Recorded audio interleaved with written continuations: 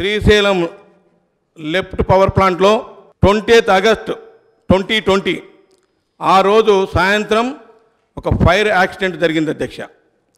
ఈ ఫైర్ యాక్సిడెంట్కు ఒక మాజీ సిఈ గారు అంటే రిటైర్డ్ సిఈ గారు వారి అనుచరులు అక్కడ బ్యాటరీని చేంజ్ చేయాల్సి ఉంది అధ్యక్ష. ఆ బ్యాటరీ 1 to 2 yearsకు ఎవ్రీ 1 to 2 yearsకు చేంజ్ చేయాలి అధ్యక్ష.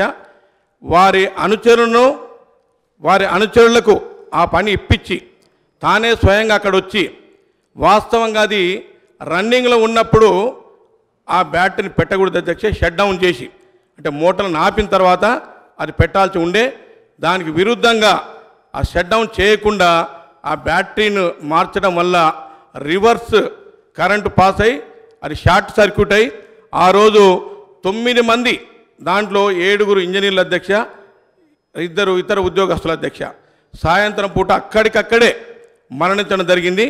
మరి దీనిపైన అప్పటి ప్రభుత్వం ఎక్కడ కూడా ఎంక్వైరీ చేయలేదు అధ్యక్ష. ఇప్పటి వరకు నిజాలు ఏమిటని ఇప్పటివరకు తెలియదు అధ్యక్ష.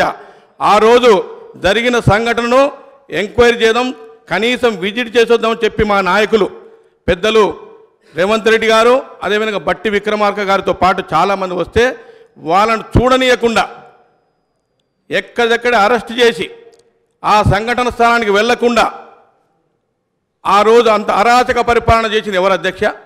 అయితే ఇప్పటి వరకు అధ్యక్ష అక్కడ 6 యూనిట్స్ పనిచేస్తున్నాయి అధ్యక్ష.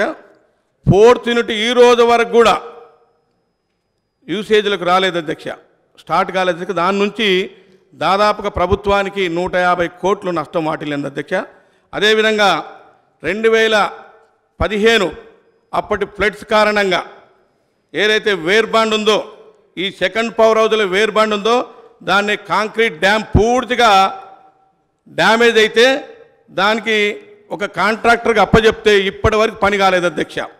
అదేవిధంగా మరి ఆ రోజు జరిగిన సంఘటన పైన నిజ నిర్ధారణ కమిటీ వేయకుండా, కనీసం ఎంక్వైరీ చేయకుండా ఆ వాస్తవాలను ఎందుకు దాచిపెట్టారో మరి ఆ గత ప్రభుత్వం ఇప్పటికైనా ఆలోచన చేయాలి. అన్నిటికి మించి మరి ఆ రోజు జరిగిన సంఘటన పైన మరి అదేవిధంగా ఏదైతే వేర్ బ్యాండ్ ఏదైతే ఉందో అది డ్యామేజ్ అయిందో ఆ రోజు ఉన్నటువంటి కాంట్రాక్టర్ పైన మరి ఈ పవర్ హౌస్లో సెకండ్ పవర్ హౌస్లో జరిగిన ఫైర్ యాక్సిడెంట్ పైన ఈ ప్రభుత్వం తప్పకుండా ఎంక్వైరీ చేసి నిజాలను బయటికి పెట్టాలని మేము కోరుతున్నాం అధ్యక్ష.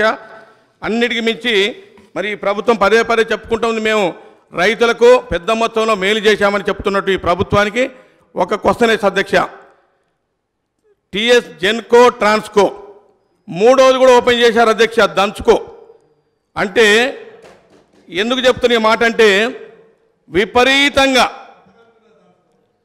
ఛార్జీలు, కరెంటు ఛార్జీలు పెంచి, సర్ఛార్జీలు పెంచి ఎక్కడిదక్కడే బలవంతం వసూలు చేసి